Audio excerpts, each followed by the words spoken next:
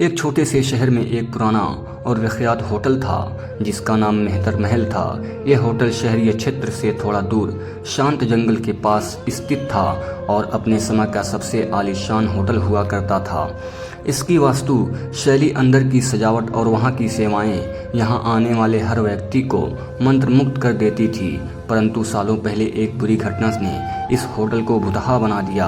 लोग कहते थे कि इस होटल में एक परिवार की आत्माएं भटकती हैं जिन्होंने यहीं अपनी जान गंवाई थी। रात के समय होटल की ओर देखते ही लोगों के रोंगटे खड़े हो जाते थे।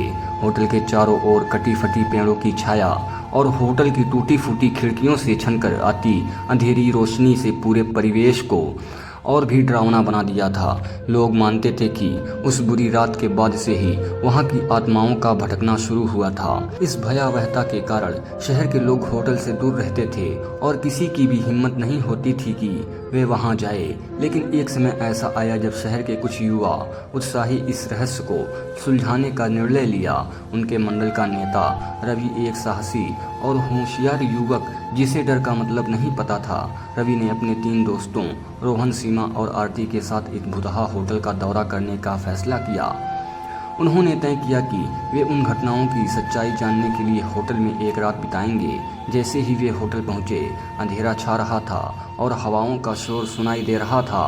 होटल के बाहर का माहौल ही डरावने वाला था, लेकिन रवि और उसके दोस्तों ने अपनी हिम्मत रखी और होटल के अंदर चले गए। होटल के अंदर का वातावरण बेहद रहस्यमय और भयानक था। दीवारों पर धूल जमी हुई थी, फर्श हर कदम पर झंझनाहट कर रहा था और हर कोने से रहस्यमय आवाज़ें सुनाई दे रही थी। उन्होंने रिसेप्शन हॉल में प्रवेश किया और वहां की हालत देखकर चौंक गए। पुराने फर्नीचर, टूटी हुई टेबल्स और धूले भरे काउंटर, वहां लगे पुराने चित्रों में होटल के सुखद दिनों की झलक मिलती थी। अचानक रवि को महसूस हुआ जैसे कोई उन्हें देख रहा हो। उसने अपने दोस्तों को शांत रहने के लिए कहा और मुख्य हॉल में आगे बढ़ने का सुझाव दिया। मुख्य हॉल में चलते समय उन्होंने देखा कि एक पुरानी लिफ्ट थी जो बंद हो चुकी थी और लिफ्ट के दरवाजे पर खून के धब्बे थे। दीवारों पर लगे चित्रों में होटल के स्वर्णिम दिनों की यादें ताज़ा हो रही थी, जब यह जगह जीवन और हंसी खुशी से भरपूर थी। लेकिन अब यह केवल भूतों की कहानियां और डरावनी घटनाओं का केंद्र बन चुका था। अचानक से किसी ने एक ठंडी हवा का झटका महसूस किया और उन्हें एक परछाई दिखी। यह भूत की परछाई थी। भूत की आवाज़ में डरावनी ध्वनियाँ थी। तुम लोग यहाँ क्यों आए हो? यह स्थान शापित है, रवि ने हिम्मत से कहा। हम यहाँ सच्चाई जानने और तुम्हारी आत्माओं को शांति दिलाने आए हैं। तुम कौन हो और तुम्हारी आत्माओं को शांति क्यों नहीं मिल रही? भूत ने भारी आवाज़ में कहा।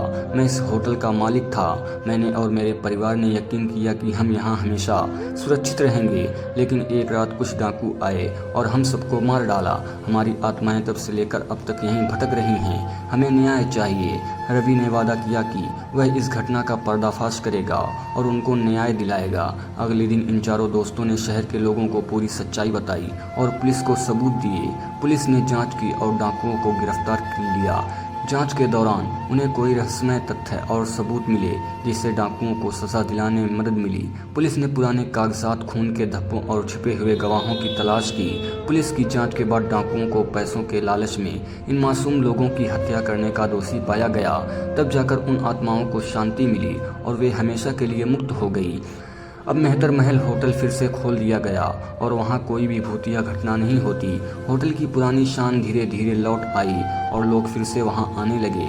रवि और उसके दोस्तों की बहादुरी की हर जगह सराहना हुई और शहर के लोग अब इस होटल को देखकर डरते नहीं थे। रवि, रोहन, सीमा और आरती की यह कहानी साहस और सच्चाई की प्रति उनकी दृढ़ता के रूप में शहर में प्रसिद्ध हो गई। मेहतर महल अब न केवल एक आलीशान होटल था, बल्कि एक ऐतिहासिक स्थल भी बन गया, जहाँ लोग इस होटल की भूतिया कहानियों को सुनते और रवि और उसके दोस्तों की बहादुरी को सराहते। उन चारों दोस्तों का ऐसा मानना था कि उन्होंने न केवल एक रहस्यमय सुलझाया, बल्कि एक परिवार को न्याय भी दिलाया।